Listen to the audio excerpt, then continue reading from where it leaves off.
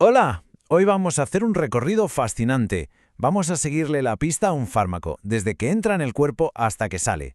Entender bien este viaje es fundamental en nuestro trabajo diario. Nos ayuda a saber qué esperar, a vigilar de cerca al paciente y al final a cuidarle mucho mejor. Esta va a ser nuestra hoja de ruta. Empezaremos con la relación entre el fármaco y el cuerpo.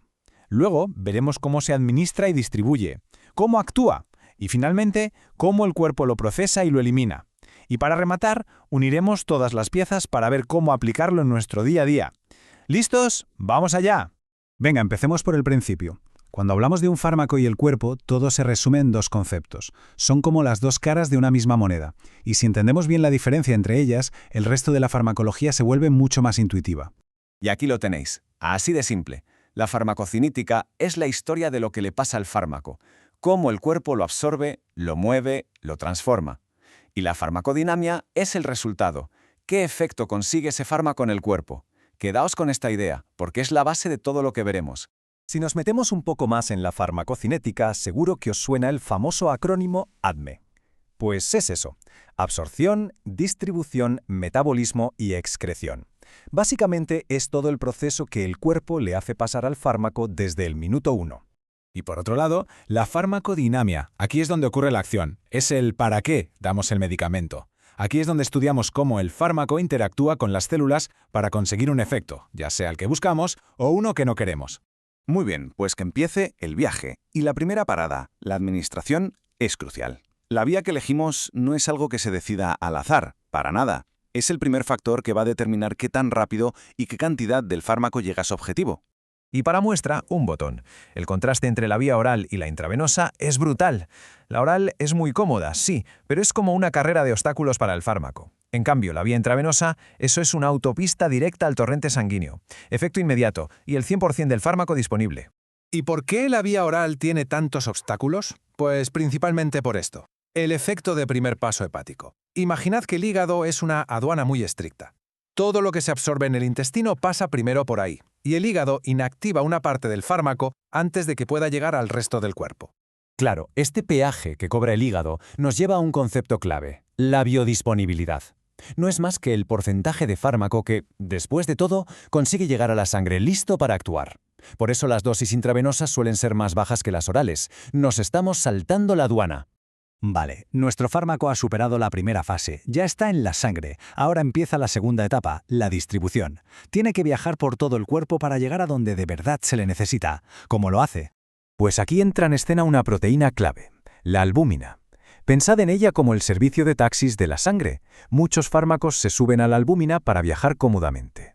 Pero ojo, y esto es muy importante, solo el fármaco que va a pie, el que está libre y no unido a la albúmina, es el que puede bajarse en su destino y hacer efecto. Y aquí es donde nuestra valoración es fundamental.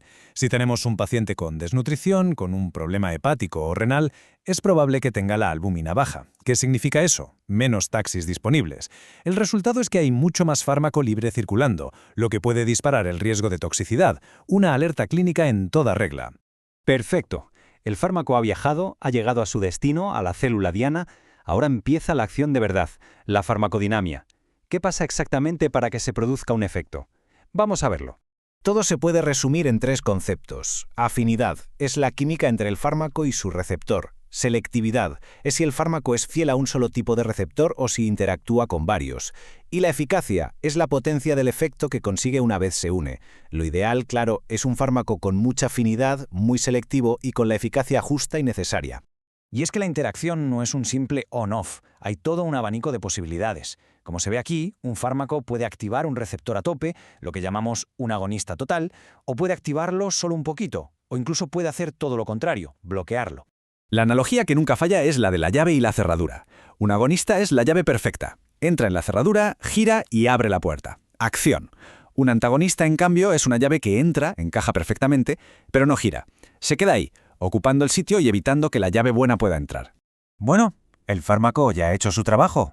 Ahora el cuerpo necesita inactivarlo y deshacerse de él. Entramos en las últimas etapas del viaje: el metabolismo, que se da sobre todo en el hígado, y la eliminación, de la que se encarga principalmente el riñón. Un concepto que es oro puro aquí es la ventana terapéutica. Es ese rango de concentración perfecto en el que el fármaco funciona sin llegar a ser tóxico. Nuestro objetivo con las dosis es que los niveles se mantengan siempre dentro de esa ventana. Si nos quedamos cortos, no hay efecto. Si nos pasamos, aparecen los problemas. Para mantenernos en esa ventana, necesitamos conocer la vida media del fármaco. Es, ni más ni menos, el tiempo que tarda el cuerpo en eliminar la mitad de la concentración que hay. Este dato es el que nos dice cada cuánto hay que dar la siguiente dosis para que los niveles no caigan por los suelos ni se acumulen peligrosamente. Pero claro, ningún fármaco es perfecto. La farmacodinamia también nos explica por qué aparecen los efectos adversos. Aquí tenemos algunos ejemplos súper clásicos que debemos conocer y vigilar, como la típica tos seca de los IECA o los síntomas de intoxicación por digoxina. Ya hemos completado todo el viaje, y ahora vamos a lo que de verdad importa. ¿Cómo usamos todo esto en nuestro día a día a pie de cama? Vamos a conectar todos los puntos.